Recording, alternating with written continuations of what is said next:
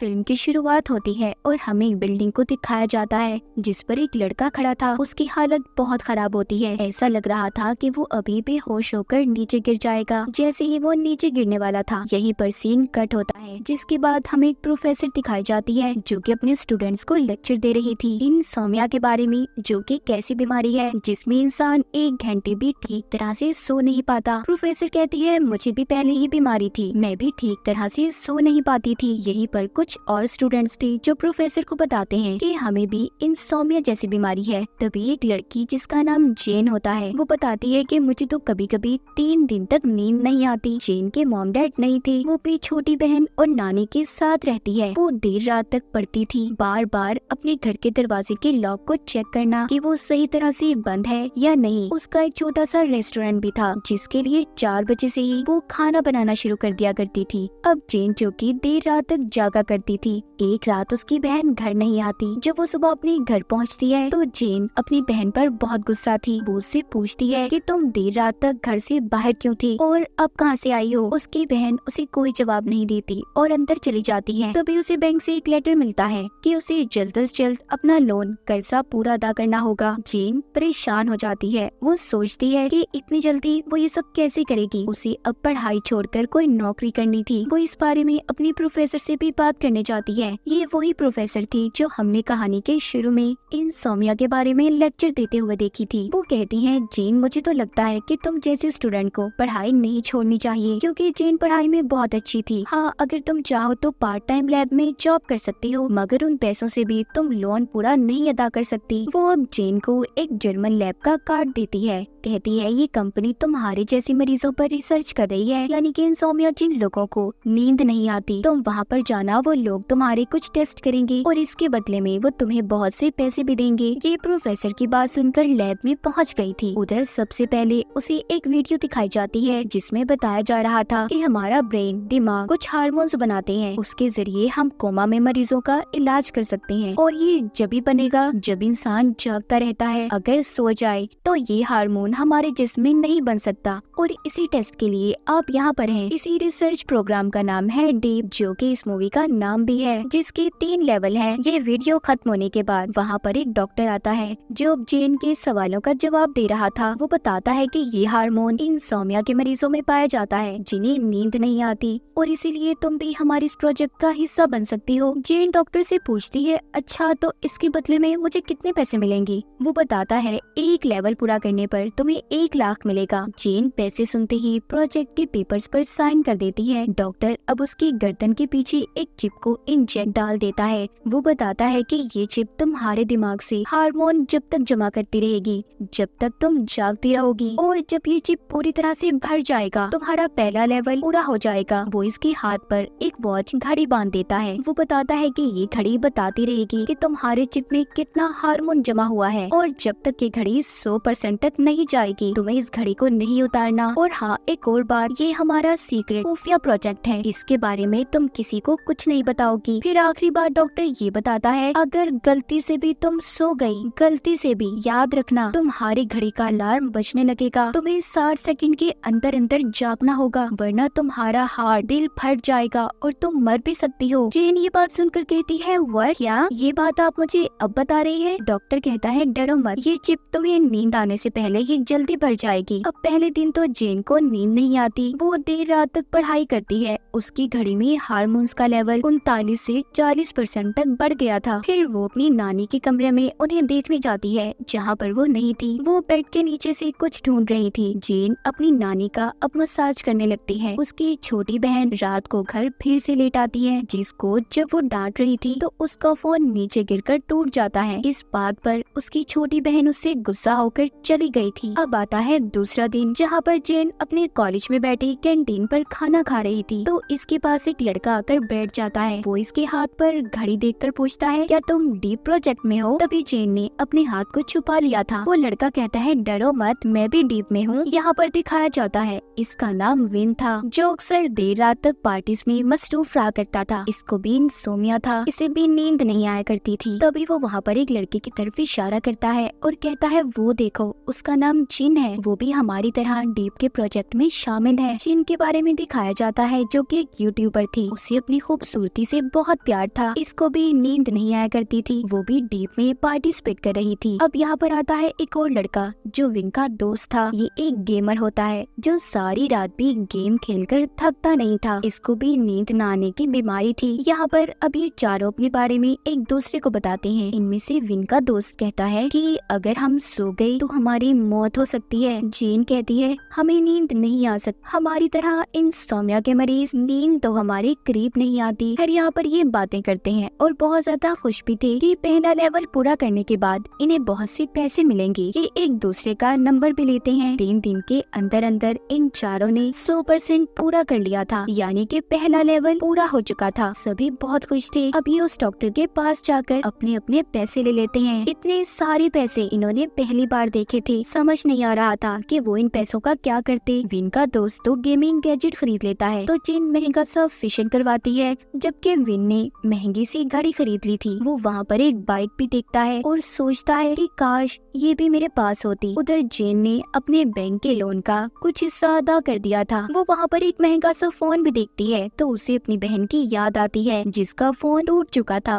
वो सोचती है कि काश इसे मैं ले सकती। ये चारों अपनी जरूरियात पूरी करके बहुत खुश थे। अब यहाँ पर जेन सबको बताती है कि जब से हमने पहले लेवल को पूरा किया है, पता नहीं मुझे क्यों ऐसा लगता है कि जैसे कोई हमारा पीछा कर रहा हो। विन कहता है हमें तो जागकर कुछ नहीं हुआ, मुझे लगता है तुम्हें जाग जाग कर सपने आने लगे हैं। जेन यहाँ पर सबसे पूछती है कि अगर हमें दूसरे लेवल के लिए बुलाया गया तो क्या तुम लोग जाओगे? वो कहते हैं हाँ ना, जरूर जाएंगे। इन्होंने जब इतने सारे पैसों को देखा तो इनके दिल में अब लालच आ गया था और इनकी जरूरियात भी बढ़ने लगी थी। ये अपना व्हाट्सएप ग्रुप भी बना लेते हैं। जिसके बाद जेन यहाँ से चली जाती है। विन जेन को पसंद करने लगा था। जेन अपने घर आ गई थी और अपनी बहन को भी नया फोन देती है, जिस पर वो बहुत खुश थी और पूछती है कि तुम्हारे पास इतने पैसे कहाँ से आए? जिस पर जेन उसको कहती है तुम्हें क्या लेना देना, तुम अपनी पढ़ाई पर तवज्जो दो बस। उधर हम विन को देखते हैं जिसने अपने घर की बेसमेंट में बहुत सारी अजीबोगरीब चीजों को रखा हुआ था। कुछ दिन पहले उसकी मॉम की मौत हो गई थी और अपने डैड से तो विन ठीक तरह से बात भी नहीं करता था। जेन की भी उसकी मॉम से लड़ाई हो जाती है। खैर अब ये चारों दोबारा से लैब में पहुंच गई थी और जाकर डॉक्टर से दूसरे लेवल के बारे में पूछते हैं, जिस पर वो बताता है कि दूसरा लेवल थोड़ा सा मुश्किल होने वाला है। हाँ, तुम्हें 5 दिन की नींद को खोना होगा। पहले तो सब सुनकर कहते हैं क्या 5 दिन ऐसे हम लगातार जागते रहेंगे, बिना सोए हम कैसे रहेंगे? तभी जेन पूछती है अच्छा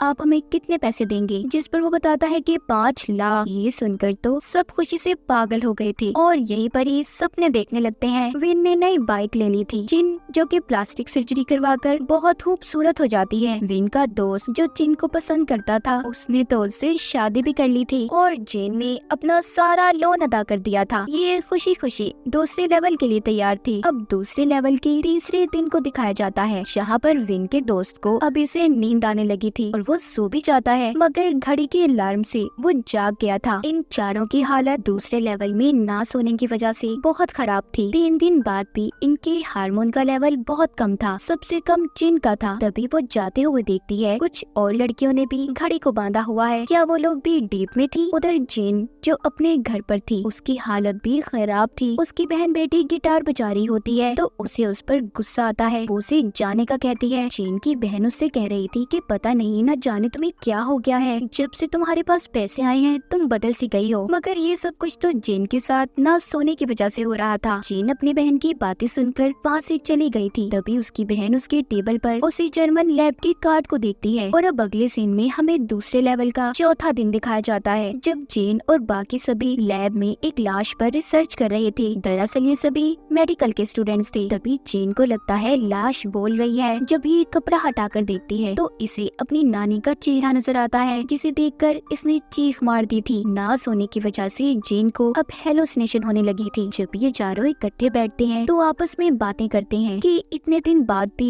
इनकी घड़ी हार्मोन लेवल इतना कम बता रही है। यहाँ पर सिर्फ विन का ही हार्मोन लेवल ज्यादा था। जेन पूछती है क्या तुम वर्कआउट, एक्सरसाइज, वर्जिश वगैरह करते हो? विन कहता है हाँ, मैं बास्केटबॉल खेलता हूँ। जेन कहती है इसका मतलब हमें अपने जिस्म को एक्टिव रखना होगा, जैसे हम खुद को जगा रहे हैं हमें अपने जिस्म को भी जगाना होगा। विन कहता है तो ये बात है, चलो हम ऐसा ही करते हैं। अब ये चारों खूब मौज मस्ती करते हैं, पार्टीज करते हैं, इन्हें बहुत मजा आ रहा था। यहाँ पर विन इन्हें एक ड्रग दिखाता है जिसे पीने से नींद नहीं आती। जेन पूछती है कि ये तुम्हें कहाँ से मिला, ये आम मार्केट में तो नहीं मिल सकता। विन कहता है हाँ मैं जानता हूँ, मैंने इसे लैब से चुराया है। जेन कहती है क्या तुम जानते हो, तुम्हें इस सिलसिले में पुलिस पकड़ कर ले जा सकती है। वो उससे कहता है डरो मत, ऐसा कुछ नहीं होता, एक तो तुम डरती बहुत हो। वो उसे जूस में मिक्स करता है। सबसे पहले वो खुद पीकर दिखाता है, देखो मुझे कुछ हुआ नहीं ना। अब वो भी तीनों अपने जूस में उस ड्रग को डालकर पी जाते हैं क्योंकि इन्हें जागना था। ये अब गाने लगाकर खूब मस्ती करते हैं। तभी जेन को न जाने क्या हो गया था, वो ज़ॉम्बी की तरह चलते हुए आगे जाकर खूब डांस करती है। दरअसल ये इनके साथ उस ड्रग की वजह से हो रहा था। इधर दूसरी तरफ जेन विन के दोस्त के कमरे में जाती है जहाँ पर उसे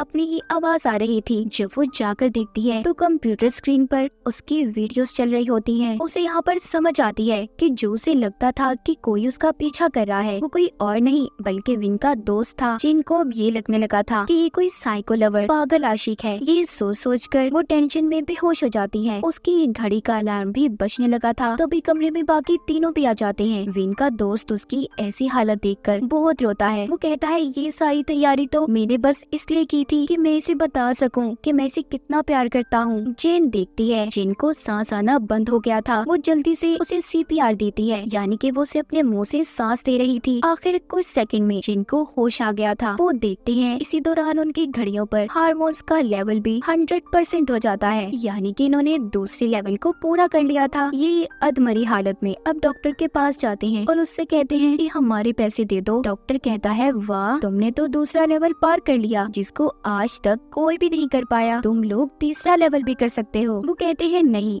बस अब नहीं, हमें हमारे पैसे दे दो। फिर वो अपने पैसे लेकर वापस आ गए थे। सुबह को दिखाया जाता है चारों अपने अपने घरों में ऐसे सो रहे थे कि जैसे पता नहीं कितने वक्त बाद सोए हों। अपनी अपनी नींद पूरी करने के बाद वो कॉलेज जाते हैं। जेन की प्रोफेसर उससे कहती है कि तुम्हारी टेस्ट में बहुत कम नंबर्स आए हैं, हालांकि तुम एक अच्छी स्टूडेंट हो और पैसे कमाने के लिए जो कुछ भी तुम कर रही हो ठीक है, मगर अपनी पढ़ाई को इसके पीछे खराब मत करो। एक दफा पढ़ लो फिर जिंदगी में जो मर्जी करना। उधर जेन से विन का दोस्त माफी मांगता है, कहता है वो सब तो मैंने तुम्हें सिर्फ प्रपोज करने के लिए किया था। जेन कहती है देखो आइंदा के बाद मेरा पीछा मत करना, नहीं तो मैं पुलिस को बताऊंगी। इतना कहकर वो चली गई थी। उधर जेन के पास विन आता है जो उसे रात को कॉन्सर्ट में जाने का पूछता है, मगर जेन ने उसे साफ मना कर दिया था क्योंकि अब वो अपनी पढ़ाई पर ध्यान देना चाहती थी। एक दिन जेन देखती है कॉलेज में एक लड़की अचानक से मर जाती है। उसने हाथ पर घड़ी पहनी हुई थी, मतलब वो भी डीप प्रोजेक्ट का हिस्सा थी, मगर न जागने की वजह से उसकी मौत हो गई। एक दिन जेन की नानी को हार्ट अटैक आता है। उनको हॉस्पिटल में शिफ्ट किया गया था, मगर उनके इलाज के लिए कोई पैसा नहीं था क्योंकि सारे पैसे तो जेन ने जो भी जीते थे उसने उससे लोन अदा कर दिया। तभी उसकी बहन पैसे लेकर आती है। पैसों वाले पैकेट पर उसी कंपनी का लोगो था। वो अपनी बहन से पूछती है कि तुम्हारे पास ये पैसे कहाँ से आए। वो कहती है क्या